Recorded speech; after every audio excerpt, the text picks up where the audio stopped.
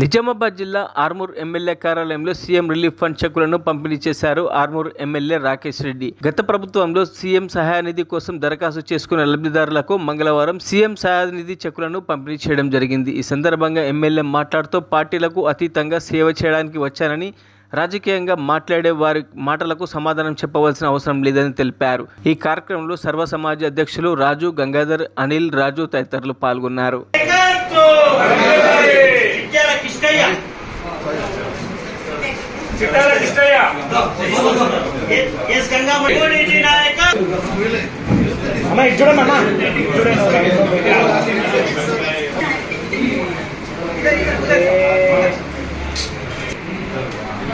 भारत माता की जय।